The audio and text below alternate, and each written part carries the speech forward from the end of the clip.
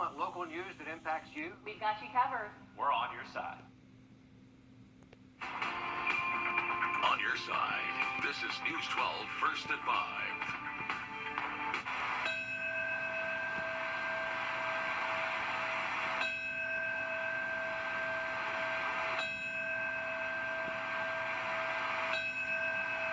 Silence falls over New York City as Americans there and across the nation honor the nearly 3,000 lives lost 19 years ago today.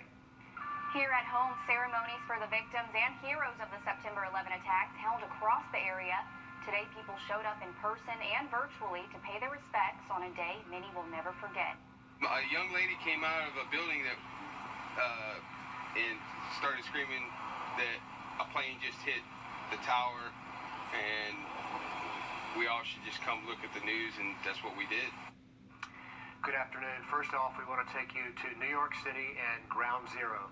Ceremonies there began with a moment of silence at 8:46 this morning, the same time American Airlines Flight 11 struck the North Tower 19 years ago.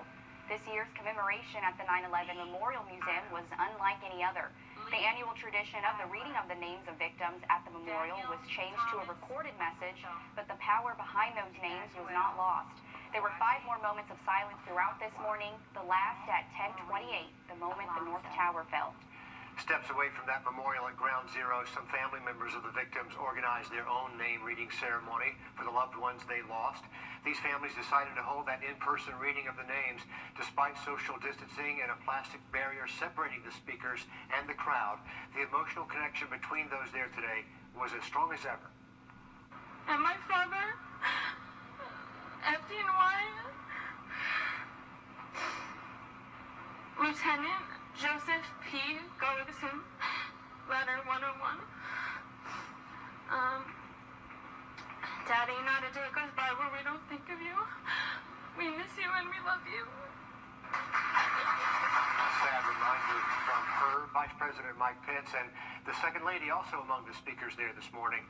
Later this evening, that 9/11 memorial, 2 blue beams of light will shoot into the sky in memory of those victims of 9/11.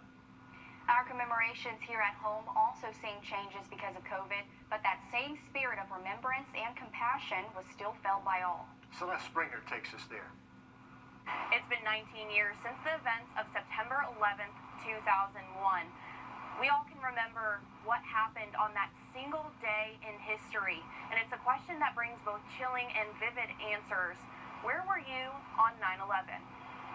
I was in 6th grade at Paul Knox, and I remember watching the towers falling on TV. And I just remember everybody was silent. There was really nothing to say. Nearly 2 decades later, we're still trying to find the right words to say. Today, it was words of remembrance.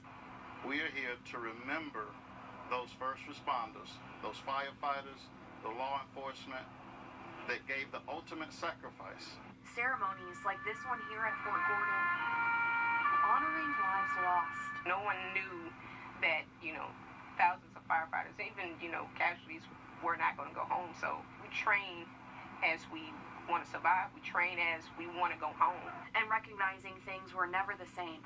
I think because the amount of loss, well, just with the firefighters, I think that hit home to a lot of firefighters.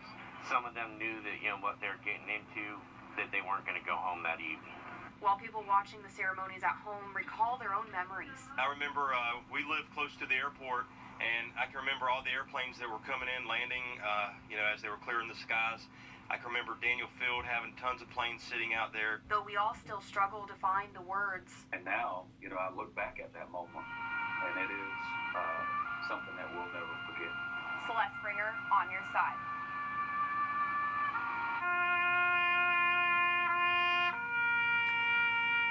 The sound of taps also echoing at the Pentagon. Looking at some dark skies out of our Whiskey Road cam here over Aiken County, you can see some rain shafts extending down to the clouds, and we are expecting some heavy downpours across northern Aiken County over the next few hours. And it is all thanks to this low-level trough. We have a cold front a little bit closer towards us this afternoon, so some better ingredients to work with and produce better coverage of rain today. Here's a closer look over Aiken County. We just had this one little storm pass on through. That's going to be heading towards Belvedere next, and for us here in North Augusta, maybe hearing some rain on the roof here shortly. The better downpour and storm activity is about to cross over into southern Saluda County and portions of Edgefield County. We're going to keep the chance for rain through this evening, so heads up if you're heading to football games. Much more on the forecast in about 10 minutes. Thank you, Riley. We have an update to a story we told you here yesterday on News 12. We just learned this afternoon a Columbia, South Carolina teacher who died from COVID this week was actually a graduate of USC Aiken.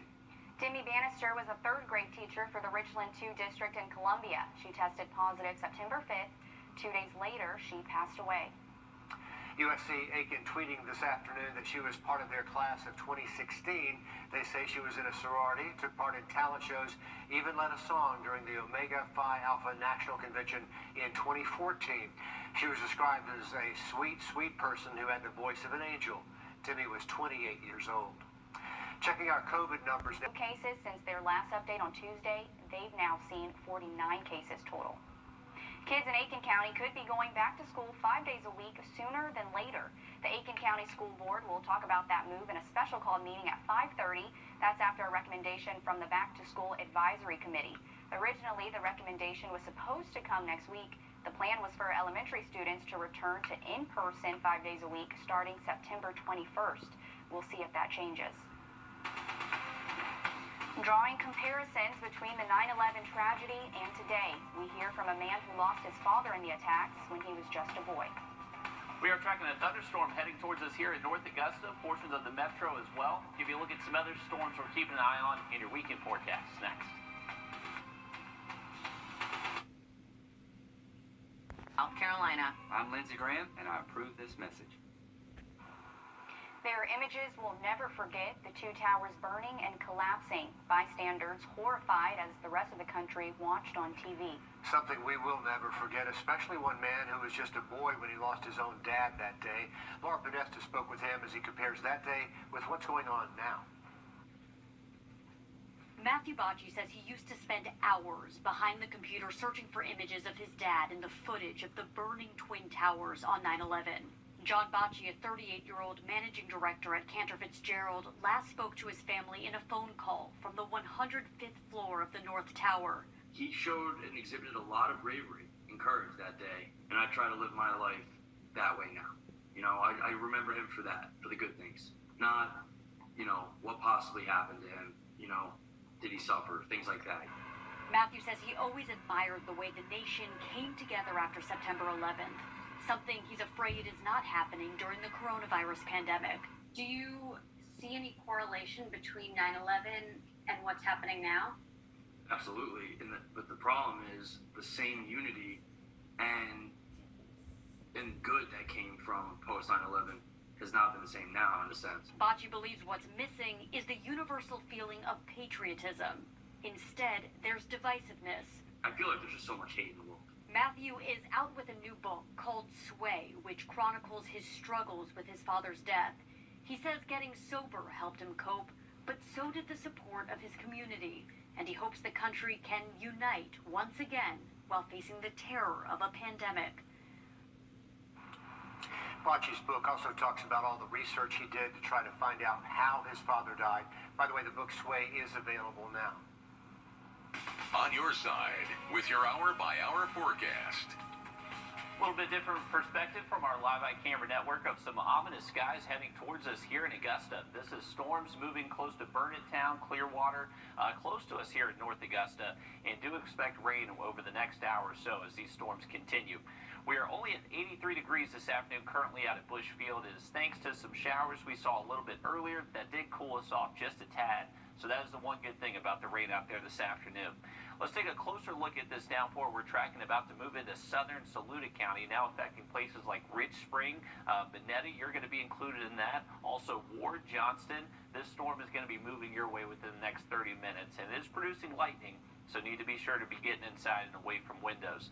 Same thing with this tinier storm just north of Burnett Town. This is heading towards us here in North Augusta right here, and it is producing some very heavy rain and a few strikes of lightning as well. A little bit further south, a good batch of storms now moving through southern Jefferson County, affecting places like Louisville, Wadley, Moxley. You're seeing some of that heavy rain, and that's going to be heading towards places like Davisboro and Washington County, Kite and Johnson County, so just kind of continuing that path towards the west. If you have any plans to be out this evening, including for those football games, unfortunately these showers are expected to stick around for us, so likely going to need to bring the towel and an umbrella if you do want to head out to those games tonight. Now, rain chances will be going down later into the game, so expecting the best coverage of rain right around kickoff and then decreasing as we head later into the evening. And this is what our hour-by-hour show. And by 9:30, you can see most of that rain is cleared out. Still pretty cloudy, though, and the clouds are going to keep us pretty warm overnight into early Saturday. It's going to be a little bit different out there Saturday. Even before lunchtime, there is going to be the opportunity for an isolated shower or downpour. But the higher rain chance Saturday is definitely going to be in the afternoon through the evening hours. But it's likely to come through in a wave, so as soon as that afternoon wave pushes through for you, you should remain dry the rest of your Saturday evening. On Sunday, kind of the same general setup as Saturday. Maybe an isolated shower early on. Better rain chances into the afternoon. There's one particular model keeping us on the drier side, but overall looking pretty good for rain again on Sunday. If you're doing some lawn work tomorrow, remember early in the morning, lower rain chances, cooler temps. The afternoon times when you got a better chance to see those downpours. Later next week, we finally see a dip in those temperatures. Some mornings back down in the 60s by Tuesday. Riley, thanks. Still to come, a parking deck under construction in Atlanta collapses, injuring several people and trapping others. We'll take you there. First at 5. Message. A parking deck under construction in Atlanta collapses, injuring at least 5 workers. Several people were reportedly trapped, had to be rescued after the collapse. One person you can see on video being lowered to the ground by emergency crews right there. This happened near Emory University Midtown Hospital. Right now, they don't know the severity of those injuries, but there's no word on what caused that collapse either. On a day where we honor the bravery of a handful of heroes, one hero from South Carolina is earning the United States top military honor. Sergeant Major Thomas Payne was awarded the Medal of Honor today by the President. This came after President Trump spoke at the commemoration in Pennsylvania. Sergeant Major Thomas Payne was awarded the Medal for Heroics in Iraq. In 2015, Payne was the assistant team leader of Army commandos who helped free dozens of hostages from an ISIS prison during a nighttime raid. Pat, you embody the righteous glory of American valor. We stand in awe of your heroic daring and gallant deeds. You truly went above and beyond the call of duty to earn our nation's highest military honor. Payne grew up in Batesburg, Leesville, and Lugoff, and he's now stationed at Fort Bragg. Former officers charged in the death. Archery season for deer opens up in Georgia this weekend. If you're planning to hit the woods, morning time's going to be when those rain chances are lowest. We'll have another look at that full 7-day for you just after the break.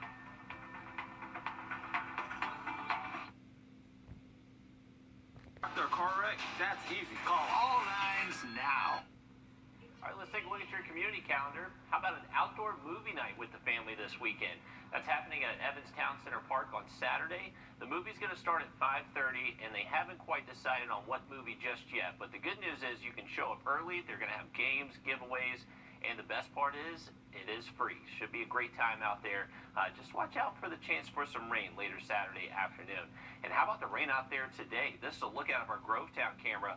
Outflow from storms over Aiken County is starting to develop some new ones, which you can see very clearly here. These are forming in Edgefield County right now, trying to cross over the Savannah River. So heads up Evans and Martinez. This rain is heading your way. 85 degrees out at Bush Field. We were able to get a little bit hotter than that today, but now that this rain has started, it's pushing out that rain-cooled air, so it's not quite as hot for us. But this is a look at the storm we were just looking at from our Grovetown camera here. So that's about to cross over the Savannah River towards us here in the metro. So get ready, places like Augusta, Evans, and Martinez. As COVID-19 is changing. Celeste Springer takes us there. It's been 19 years since